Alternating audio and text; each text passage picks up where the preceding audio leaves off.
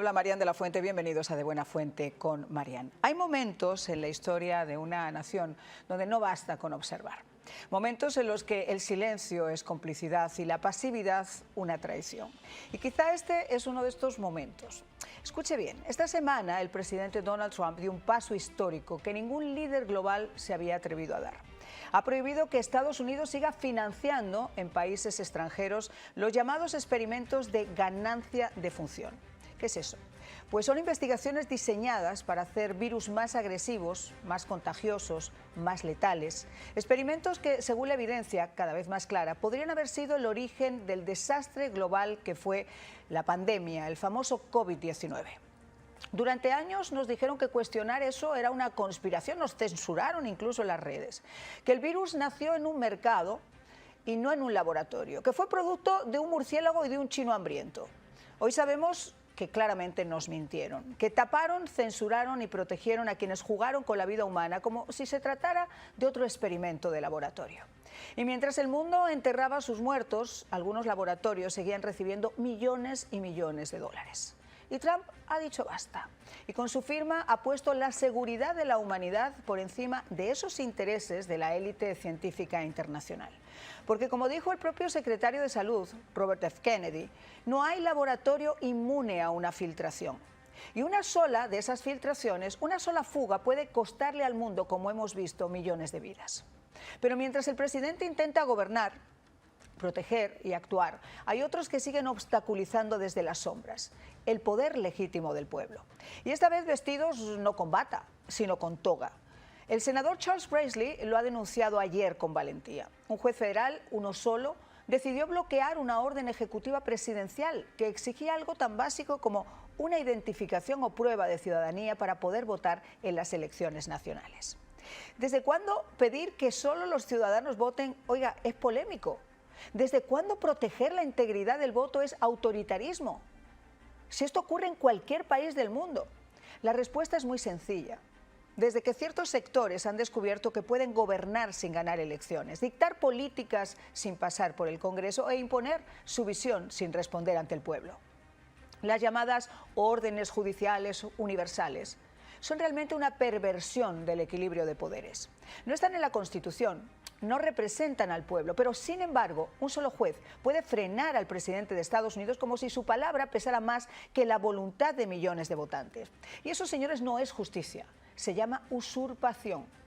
Y ante la situación que estamos viviendo, quizá ya es hora de decirlo con todas sus letras, que a pesar de tener un presidente en funciones con una agenda votada por el pueblo americano para cambiar el rumbo desastroso que estaba llevando este país, Estados Unidos está siendo gobernado o intentando ser gobernado en demasiadas ocasiones por personas que nadie ha elegido, por burócratas de laboratorio y por jueces ideologizados que confunden su función con una especie de mandato divino. Hoy, sin ir más lejos, en otro de los muchos peligrosísimos frenos que legisladores y jueces demócratas han puesto para detener y deportar a los criminales que están ilegalmente en el país, ICE atrapó a un migrante ilegal hondureño después de que las autoridades de la Ciudad Azul retiraran los cargos por invasión de al menos 4 hogares y secuestro de niños. Y uno se pregunta, oiga, ¿qué clase de justicia es esa? La República no ha sido creada para eso. Fue creada para que el pueblo gobierne, para que el poder emane de las urnas, no de los tribunales ni de institutos de investigación financiados en secreto. Y el pueblo fue muy claro, clarísimo el pasado 5 de noviembre. Hoy la batalla no es solo política, es moral. Es una lucha entre quienes quieren devolverle al ciudadano su voz y quienes se creen con el derecho de hablar por todos desde un estrado o financiando un microscopio. Por eso, cuando un presidente actúa para proteger la vida, como Trump lo ha hecho ahora, al frenar estos experimentos peligrosos, y cuando senadores como Grassley denuncian el abuso judicial con valentía, no están desafiando el sistema, lo están defendiendo. Y quienes se ofenden ante eso no temen por la democracia, temen perder el control, porque lo que de verdad les asusta no es un presidente que a todas luces quieren vender como si fuera autoritario y al que algunos congresistas demócratas hablan incluso de impeachment, sino que el poder regrese al pueblo y que gobierne además la decisión popular. Comenzamos. A ver, ¿por dónde empezamos, amigo mío? Porque esto es como botica de pueblo. Aquí tienes de lo que se te pueda llegar a ocurrir, pero yo empezaría con las investigaciones peligrosas, con esa firma que ha estampado el presidente Donald Trump para que cesen esas financiaciones en laboratorios extranjeros para investigar con toda esta clase de virus, financiado además de nuestro bolsillo. Bien, hay decisiones económicas que se están asumiendo, pero todas ellas tienen un correlato con un cambio de modelo económico de la administración Trump. Es un cambio importante que los marxistas deberían saludar. Está muy imbricado de la lógica de dejar de contar dólares y contar capitales simbólicos que el neomarxismo ha venido predicando al marxismo ortodoxo por más o menos 40 años. Foucault, Bourdieu han estado tratando de hacer que los marxistas entiendan que el determinismo económico, es decir, pensar en la noción absurda del capital, de que los capitales son solamente dinero y ya no funcionan. Trump, el secretario de Finanzas, Bessent, entienden perfectamente ahora la lógica de la acumulación del capital cultural y entienden que un modelo económico está basado no solamente en decisiones que hacen a dinero, sino también en decisiones que hacen otro tipo de capitales importantes. Así es como las tarifas se están usando para regular no solamente la economía, sino la política exterior y la acción económica política, la acción económica nociva en términos de daño social que algunos otros países hacen a los Estados Unidos. Hay un corte radical en el financiamiento de investigaciones que tienden, por supuesto, de una manera extraña a asociarse a la posibilidad del desarrollo de armas biológicas, a la posibilidad de, digámoslo así, elementos que eventualmente induzcan a otro estado de excepción basado en una pandemia o en un estado de emergencia sanitaria global. Por supuesto, eso no debe agradarle para nada, Mariana, a quienes han hecho realmente de la farmacia, de la industria de los fármacos y sobre todo de la posibilidad de alterar el orden político mundial basado en una crisis de salud pública, una industria muy, muy benéfica y muy lucrativa para ellos. Bueno, vamos a escuchar qué fue lo que dijo exactamente el presidente Donald Trump cuando estampó esa firma. What this executive order does, first of all, it provides powerful new tools to enforce the ban on federal funding for gain-of-function research abroad. It also strengthens other oversight mechanisms related to that issue and creates an overarching strategy to ensure that biomedical research in general is being conducted safely and in a way that ultimately protects human health more. It's a big deal. It could have been that we wouldn't have had the problem we had. Right? A lot of people say that, sir. If we had this done earlier. Thank you. Si lo hubiéramos hecho antes, esos llamados experimentos de ganancia en función, que es, como yo les decía, investigaciones diseñadas para hacer los virus más agresivos, más contagiosos y mucho más letales. Nos vendieron durante muchísimo tiempo, mi queridísimo Eric, el cuentecito del pobre chinito hambriento en un mercado de estos wet en China comiéndose un murciélago que estaba infectado. Pero ya había investigaciones previas y todas apuntaban a ese laboratorio en Wuhan, donde incluso, y fue censurado durante un montón de tiempo, yo tuve la oportunidad de pasarlo y mostrárselo también a nuestros televidentes, había incluso reportajes de la radiotelevisión italiana, de la RAI, grabados 6 años antes, 7 años antes, creo que eran casi 7 años antes de que ocurriera la pandemia, haciendo una investigación en ese laboratorio de Wuhan, donde estaban haciendo estos experimentos, y se trataba precisamente de cuál iba a ser la seguridad o cómo se manejaba la seguridad de este tipo de virus tan agresivos en el caso de que pudiera haber un escape. Yo no sé si fue profético, simbolita de cristal, pero lo cierto es que pasó y después que pasó dijeron que ese reportaje era fake. Pero todos nos preguntamos, ¿y cómo logró grabarse dentro incluso de ese laboratorio de Wuhan abordando este tema? Y sacándolo a la luz 6 años antes. Y nos lo han vendido durante mucho tiempo, pero esas investigaciones se siguen realizando. Y lo peor, Eric, es que nosotros seguimos financiándolo de nuestro bolsillo y nos mienten. Por eso es importante, más allá de que comparto contigo absolutamente, no puede haber una política de salud pública pagada sobre todo con los dineros de los contribuyentes que ayuda a una enfermedad a ganar potencia. Eso es básicamente artificialmente generar que un virus gane funciones, gane posibilidades de evadir las cadenas de riesgo, las cadenas de inmunidad, sea más infeccioso. No solamente que es completamente inmoral financiar uno de esos desarrollos de guerra biológica.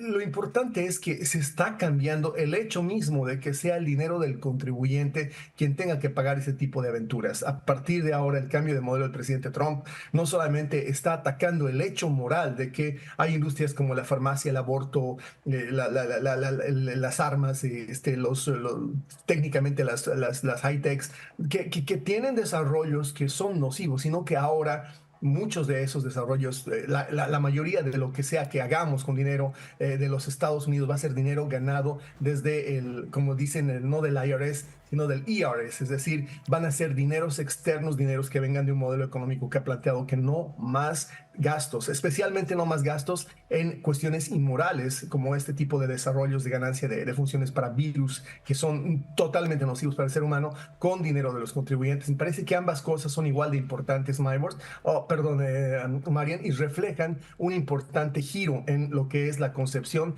de economía, de capital simbólico y sobre todo de la posibilidad de sostener los Estados Unidos sobre una cosa diferente que no sea el bolsillo del contribuyente. Mira, quiero que se incorpore a nuestra mesa a presentarlo a Kennedy Bolívar, analista político, abogado. Muchísimas gracias por estar con nosotros. A ti, muy amable, Mariana. Además de estas investigaciones peligrosas, tenemos un problema además añadido, y es, y lo venimos comentando durante mucho tiempo, el freno que se está poniendo en esas cortes menores a cualquier acción que toma la administración Trump para tratar de cumplir las promesas al pueblo americano. Y dicho esto, entiendo que puede haber discrepancias. Entiendo que no todo lo que se plantee tiene que ser bueno o tiene que ser tomado como si fuera la Biblia. No, se puede discrepar. El problema aquí viene, Kennedy, cuando todo se discrepa. Absolutamente todo se discrepa y todo se reta. Y se retan cosas, por ejemplo, como el hecho de que se pida una identificación a la hora de ir a votar. Dime qué país del mundo, ni el más remoto que puedas encontrarte, no sé, en África, no necesita una identificación para poder ejercer su derecho al voto. Aquí se ha retado. Primero que nada, bueno, gracias por la invitación. Creo que es un absurdo, o sea, uno como abogado, pero además como ciudadano americano, estadounidense, creo que es una locura que tú vayas en cualquier parte del mundo. Tú necesitas una identificación a los efectos de demostrar quién eres, y efectivamente la identificación es lo que debería darte el derecho, además, supremo de ir a votar y de entrar a una urna electoral y ejercer un voto, porque estás ejerciendo un derecho, pero que también debes ejercer un deber como es una identificación. No puede ser que entonces te pidan una identificación y todo sea un problema, inclusive para abordar un avión, y no te lo piden cuando se trata de terroristas, y para elegir un presidente, que es un hecho trascendental para cualquier sociedad, entonces no se te pide una identificación. Y por supuesto te viene también acompañado, recordemos que todos estos mayoría de jueces han sido jueces progre, y entre otros muchos, claro, y han sido también jueces que han sido designados en la administración Obama y Biden, y por supuesto no podemos esperar algo distinto de ellos. Y hay que hilar muy fino también, porque muchas veces se trata de traspasar lo que es la administración de justicia, y yo creo que eso es lo que tiene que tener cuidado la administración. Ese es el tema. La administración debe ser muy cuidadoso cuando hable. Yo creo que el presidente muchas veces en algún punto se exacerba cuando da una opinión, pero sabemos que detrás de esto se esconde también una conspiración, porque son los mismos jueces que investigaron a Trump muchas veces, son el mismo sistema de justicia que está corrompido en algún punto, y que definitivamente hay que limpiarlo. Y por supuesto, esto va acompañado porque aquí se pensó que Trump no ganaba las elecciones, y que efectivamente el día de mañana, por el caso de California, que es un desastre, todos lo sabemos, entonces la gente terminará votando por un partido demócrata que fue el que no les permitía a ellos identificación a los efectos de ejercer el derecho al voto. Y ese es el tema. Hilando fino, Eric, y yo creo que aquí viene un poco alguna de las explicaciones, porque yo no encontraba explicación a tener una frontera abierta, a permitir esa porosidad, a no saber quién está entrando. Yo sé que hay países, y este es un país que se ha hecho con inmigrantes, pero con control. El descontrol que se vivió estos últimos 4 años en la frontera, donde entraba Perico, el de los palotes, sin saber exactamente cuál era la intención por la que llegaba a este país, era difícil explicarla. Cuando tú te encuentras decisiones como esta en esos estados llamados liberales, donde a la gente le dicen que no necesita una identificación para votar, y ves esa avalancha justo de inmigrantes indocumentados allá, quizá a lo mejor siendo muy mal pensados o muy bien pensados, la idea era traer todo ese núcleo de gente, traer toda esa masa de gente y permitirles que votaran.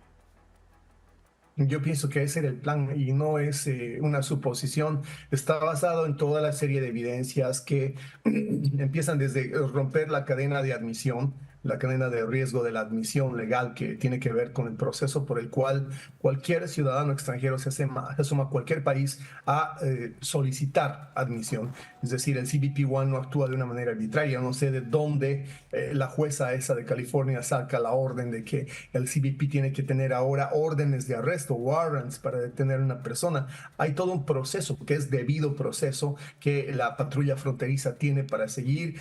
Agarran a quien sea que intenta pasar. Si es residente, entra como residente regresando. Si no lo es un extranjero que está intentando ingresar. Si ese es el caso, esa persona, el CBP la clasifica como con una visa para entrar y si no como removable. Aún cuando está como removable, esa persona va a una cita con un juez migratorio, nadie la deporta en el momento. O sea, hay un procedimiento, una cadena de riesgo que se ha violado totalmente, que terminaba con esta persona, si era considerado removable, frente a un juez migratorio eventualmente. Como el juez no lo iba a ver en 2 años, lo soltaban, sí, pero lo soltaban con un parol, con libertad condicional, siempre como alguien que ya violó la ley y esperaba su audiencia con el juez. El juez finalmente fallaba y decía, Marian, esta persona no tenía una razón para entrar, violó la ley, no pudo demostrar que merecía un asilo o cualquier otro estatus de protección. Este removable se convierte en deportable y entonces empezaba el proceso de su deportación que podía apelar o no, pero es debido proceso, no da lugar a que jueces que hoy día están en una lógica más de activistas, con una lógica más de, yo diría, agentes ideológicos de la izquierda, que como jueces que administran la Constitución estén horadando, haciéndole más hoyo a este proceso que ya tenía rota la cadena de admisión, que luego se iba a un proceso de calificación para beneficios en el cual específicas ciudades santuario, trabajadores sociales en esos estados, santuario, ciudades santuario, hacían overwatching de todo lo que tenía que ver con estos y les proveían, Marian.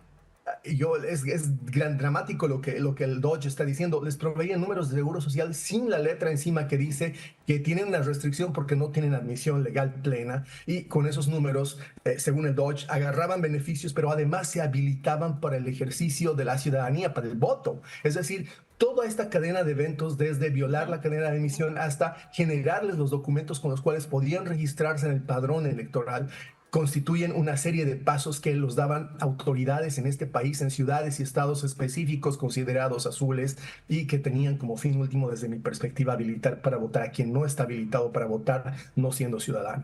Y Kennedy, eso sin entrar, y tú eres venezolano, en las intenciones que han tenido muchos gobiernos de desestabilizar este gobierno a través también de esas masas migratorias como el Tren de Aragua, que ha hecho tanto daño que durante un tiempo pagan justos por pecadores. Yo creo que lo que estamos viviendo ahora justamente es una consecuencia de lo que llegó. O sea, un gobierno que impulsa a delincuentes a entrar en este país para manchar el nombre de los que llevan aquí ya institucionalizados mucho tiempo, que están trabajando, que son gente de bien, que son gente que lo que quiere realmente es progresar, que muchos de ellos están moviendo ya sus figuras políticas de un TPS o de un asilo o de un permiso para poder tener asilo en los Estados Unidos o tener otra figura migratoria. Y sin embargo te llegan estas masas de delincuentes que ensucian el nombre de los venezolanos. ¿Qué opinas tú sobre eso? Porque la Corte Suprema de Justicia realmente se va a llenar, y tú eres abogado, se va a llenar de casos si no toman la decisión de cortar por lo sano y decir qué es el poder que tiene un presidente y hasta dónde lo puede realizar, y cuál es el poder que tienen esas cortes menores para seguir bloqueando. Sí, mira, yo recuerdo que antes de que se presentara todo la situación de la frontera, yo siempre dije que si la frontera se iba a mantener abierta, iba a ser un problema el día de mañana, no era en el momento para la administración Biden. Ellos perfectamente abrieron la frontera y recordemos, como lo venía diciendo el amigo, realmente no se le seguía ningún proceso. Ahí entonces, entraba cualquier Pedro por su casa, le daban 3 días, a lo mejor lo detenían 3 días, 2 días, a mucha gente incluso salía a la hora, y que efectivamente eso después se iba a convertir en un problema, porque además no solamente que colapsabas el sistema de UCI, sino también el sistema judicial. ¿Por qué? Porque tienes que cumplir después con un proceso para una persona que está pidiendo asilo. Entonces una deportación viene precisamente por una orden de un juez también. Entonces, bueno, la persona demostraba o no demostraba, pero entonces terminaba entrando después con un parol, y entonces tenía un permiso de trabajo, un delincuente, muchas veces entraban en el mercado laboral y económico y bueno, y terminaban teniendo una licencia de conducir dependiendo del estado donde estaban. Por ejemplo, Nueva York y California, ya sabemos el desastre que ocurrió. Entonces, y esto iba a colapsar el sistema de justicia. Hoy yo creo que el sistema de justicia no solamente UCIS como un órgano administrativo de la administración, sino también el sistema de justicia también debe estar colapsado porque claro, la cantidad de demandas, la cantidad de situaciones que hay y además defendiendo muchas veces a personas que entraron ilegal.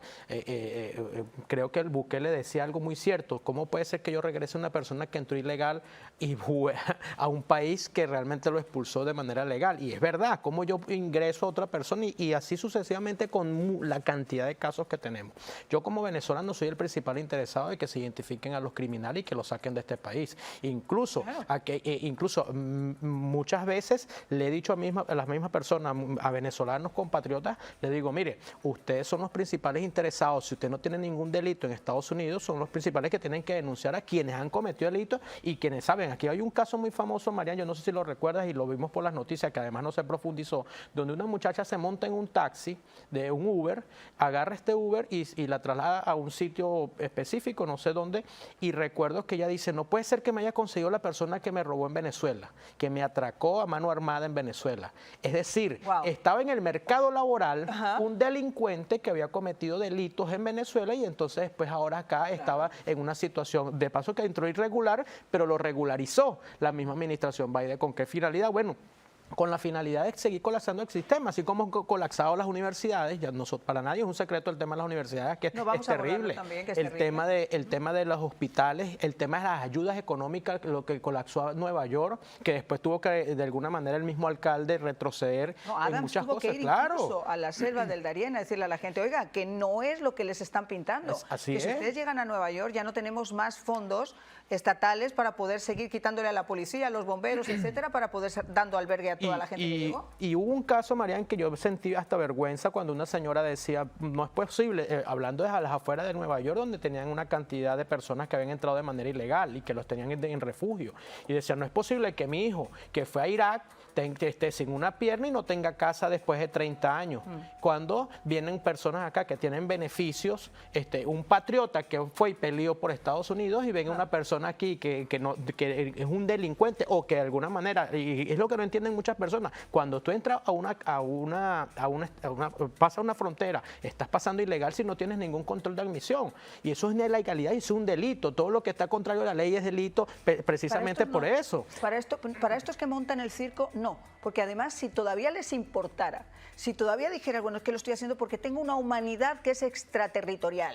Pero es que no, o sea, no lo hacen por humanidad, lo hacen por crear un circo político, lo crean simplemente por sacar una baza política y no se dan cuenta que eso al final del día no solamente atenta contra ellos, porque han tenido que recular firme en el caso, por ejemplo, de García Abrego, que lo vamos a hablar ahora, y ante los ojos del pueblo americano. Yo creo que las urnas fueron claras y yo lo decía en mi introducción. Al final del día, señores, es el poder del pueblo y para el pueblo votó el 5 de noviembre.